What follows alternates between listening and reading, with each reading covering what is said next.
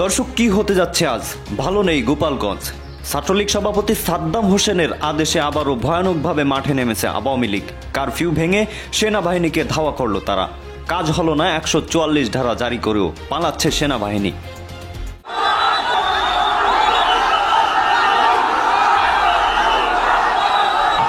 একবারে সর্বোচ্চ প্রস্তুতি নেয় এবং অলরেডি মাঠে নেমে পড়ে প্রয়োজনে গোপালগঞ্জে যাওয়ার উদ্দেশ্যে প্রস্তুতি থাকে।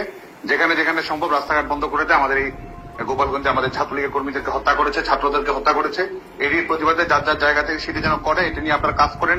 আজকে আবারও মুজিববাদের এই আওয়ামী দোসরেরা আমাদের ভাইদের উপর হামলা করেছে, আমাদের ভাইদেরকে রক্তাক্ত করেছে। আমরা পরিষ্কার ভাবে বলতে চাই, আজকের পর থেকে বাংলাদেশ থেকে আর কোনো খুনি, আর কোনো সন্ত্রাসী, আর কোনো পেটোয়া বাহিনী এই দেশ থেকে পালিয়ে যেতে পারবে না। দর্শক, যে যেখানে আছেন আশা করি ভালো আছেন। এই মুহূর্তে পাওয়া আজকে সব থেকে ভয়ানক সংবাদ আপনারা শুনতে চলেছেন। ভালো নেই বাংলাদেশ, ভালো নেই বাংলাদেশের জেলা গোপালগঞ্জ। ভয়াবহ কাণ্ড ঘটে গেল। ছাত্রলীগ সভাপতি সাদ্দাম হোসেনের কল রেকর্ড ফাঁস। 1.5 মিনিটের কল রেকর্ডে সারা বাংলাদেশ কেমন যেন উত্তাল হয়ে গেল। সারা বাংলাদেশ থেকে আওয়ামী লীগ এবং ছাত্রলীগ গোপালগঞ্জের উদ্দেশ্যে রওনা দিবে। দর্শক, কি বলেছে ছাত্রলীগ সভাপতি সেটা আমরা শুনবো। পাশাপাশি গতকাল 4 জনকে নিহত করা হয়েছে। এই 4 জন নিহতের কারণে ডক্টর ইউনূসকে ফাঁসিতে ঝুলাতে পারে যুক্তরাষ্ট্র, এমনই একটা খবর রীতিমতো সারা বাংলাদেশ কাঁপিয়ে দিয়েছে। সেই খবরটি আন্তর্জাতিক ইন্টারন্যাশনাল থেকে এসেছে। দর্শক, কথা বাড়াবো না, চলুন আমরা দেখে আসি ছাত্রলীগ সভাপতি কি বলেছে। তার আগে আমরা দেখবো আজকে কিভাবে তারা মাঠে নেমেছে, অর্থাৎ ছাত্রলীগ। দর্শক, ভয়ানক কিছু ঘটতে চলেছে বাংলাদেশে। চোখ রাখুন আমাদের চ্যানেলের পর্দায়। আশা করি সঙ্গেই থাকবেন, লাইক দিয়ে চলুন। বিস্তারিত কমেন্ট করবেন কিন্তু। তো দর্শক, কথা নয়, চলুন বিস্তারিত একে একে সম্পূর্ণ ভিডিও দেখে আসি।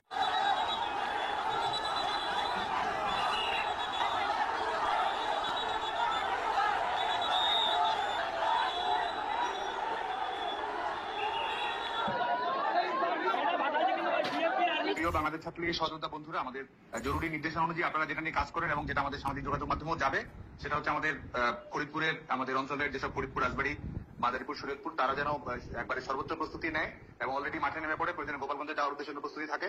যেখানে যেখানে সম্ভব রাস্তাঘাট বন্ধ করে দেয়। আমাদের এই গোপালগঞ্জে আমাদের ছাত্রলীগের কর্মীদেরকে হত্যা করেছে, ছাত্রদেরকে হত্যা করেছে। এরই প্রতিবাদে যার যার জায়গা থেকে সেটি যেন করে, এটা নিয়ে আপনারা কাজ করেন, সামাজিক যোগাযোগ মাধ্যমে প্রচারণা চালান। আর ঢাকায় যারা অবস্থান করছে, এটি নিয়ে আমাদের সামাজিক যোগাযোগ মাধ্যমে ক্যাম্পেইন চলবে যে ঢাকার আশপাশে যারা আছে তাদেরকে কেন্দ্র করে march to Dhaka camp, march to Jamuna, এই দখলদার ইউনিট সরকারের পদত্যাগের দাবিতে এই গোপালগঞ্জের নির্বিচারে সাধারণ মানুষ, ছাত্র জনতা হত্যার প্রতিবাদে মার্চ টু যমুনা কর্মসূচি, এটি আপনারা সামাজিক যোগাযোগ মাধ্যমে প্রচারণা করেন এবং একই সঙ্গে ঢাকার আশপাশের জেলাগুলোকে ঢাকা এই আওয়ামী দোসরেরা আমাদের ভাইদের উপর হামলা করেছে, আমাদের ভাইদেরকে রক্তাক্ত করেছে। আমরা পরিষ্কার ভাবে বলতে চাই, আজকের পর থেকে বাংলাদেশ থেকে আর কোনো খুনি, আর কোনো সন্ত্রাসী, আর কোনো পেটোয়া বাহিনী এই দেশ থেকে পালিয়ে যেতে পারবে না। প্রত্যেকটাকে ধরে ধরে বিচারের আওতায় আনতে হবে। আমরা আজকে দেখেছি আমাদের এই গোপালগঞ্জে আমাদের ভাইদেরকে রক্তাক্ত করেছে, আমাদের ভাইদের উপর আঘাত করেছে, আমাদের ভাইদের উপর গুলি চালিয়েছে। এটা গোটা বাংলাদেশের উপর গুলি চালিয়েছে। নাহিদ হাসনাত সাদ্দিদের উপর গুলি চালানো মানে বাংলাদেশের উপর গুলি চালানো। আমরা দেখেছি জুলাই আগস্টে আমাদের ভাইদের উপর যেভাবে হামলা করা হয়েছিল, জুলাই আগস্টে আমাদের সহযোদ্ধাদের উপর যেভাবে হামলা করা হয়েছিল, জুলাই আগস্টে যেভাবে শান্ত, ওয়াসিম এবং আবু সাইদদের গুলি করা হয়েছিল, ঠিক একইভাবে আজকে 2025 সালে এসে 16 জুলাই আবার আমাদের ভাইদের উপর গুলি চালানো হয়েছে। যেখানে প্রশাসন, পুলিশ এবং সেনাবাহিনী পর্যন্ত নীরব দর্শকের ভূমিকা পালন করেছিল।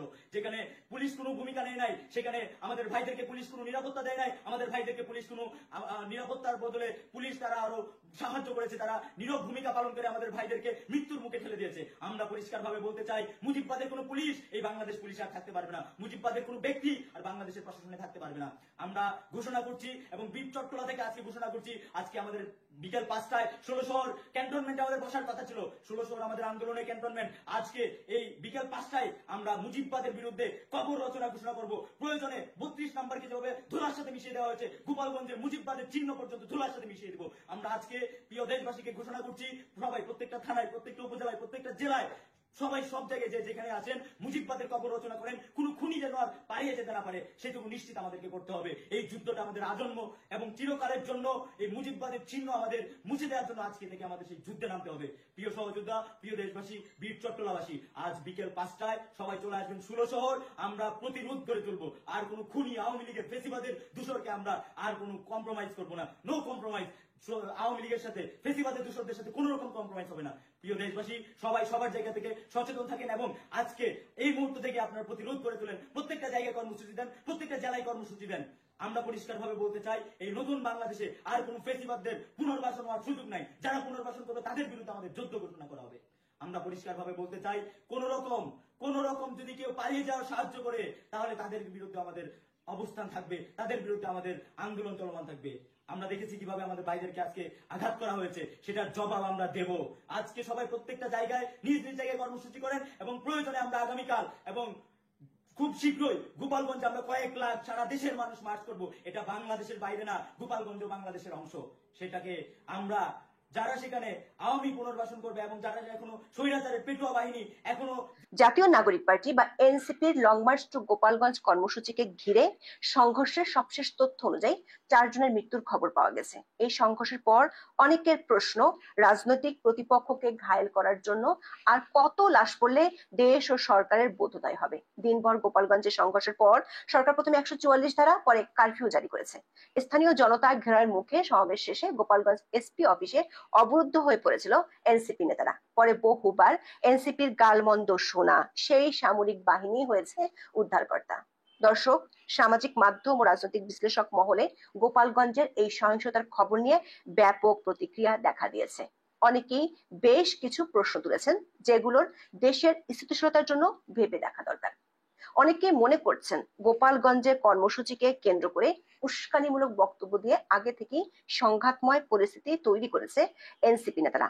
আবার আইন শৃঙ্খলা বাহিনীর সদস্যদের হাতে প্রাণ হারানোর ঘটনা বন্ধের যে দাবি গত 1 বছর ধরে করা হচ্ছে, সেখানে তাদের আবারও প্রাণঘাতী অস্ত্রের ব্যবহার কেন করতে হলো? যে 4 জন মানুষ মারা গেলেন, তাদের মৃত্যুর দায় কে নেবে?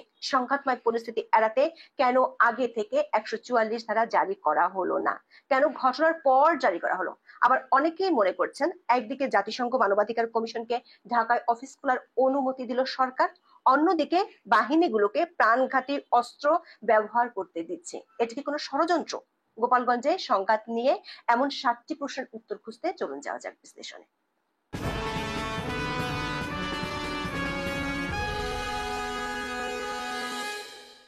সরকারি কিংস পার্টি বলে পরিচিত জাতীয় নাগরিক পার্টি বা এনসিপির পদযাত্রা উত্তরাঞ্চল ঘুরে দক্ষিণাঞ্চলে গিয়ে ঠেকেছিল 16তম দিনে। বরিশাল হয়ে এই পদযাত্রা গোপালগঞ্জে পৌঁছার আগে 15 জুলাই রাতেই এনসিপির ফেসবুক পাতায় ঘোষণা দেওয়া হয় 16 July march to Gopalganj NCP. এতদিন যেটি ছিল পদযাত্রা কর্মসূচি, গোপালগঞ্জের জন্য সেটি হয়ে গেল লং মার্চ। তারপর থেকে গোপালগঞ্জে উত্তেজনার আওয়াজ পাওয়া যাচ্ছিল। 16 জুলাই সকাল থেকে দফায় দফায় হামলা, সংঘর্ষ ও গুলির শব্দে গোটা গোপালগঞ্জ শহর রণক্ষেত্রে পরিণত হয়।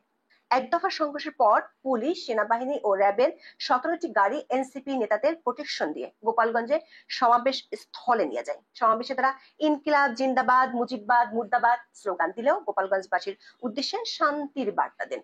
সেই সঙ্গে গোপালগঞ্জকে মুজিববাদ মুক্ত করার ঘোষণা দেন তারা। সমাবেশ শেষে এনসিপির গাড়িবহর রওনা হওয়ার পরই পৌর পার্কে হামলা হয়। পরিস্থিতি নিয়ন্ত্রণে আনতে গুলি ও টিয়ার গ্যাস নিক্ষেপ করে আইন শৃঙ্খলা বাহিনীর সদস্যরা।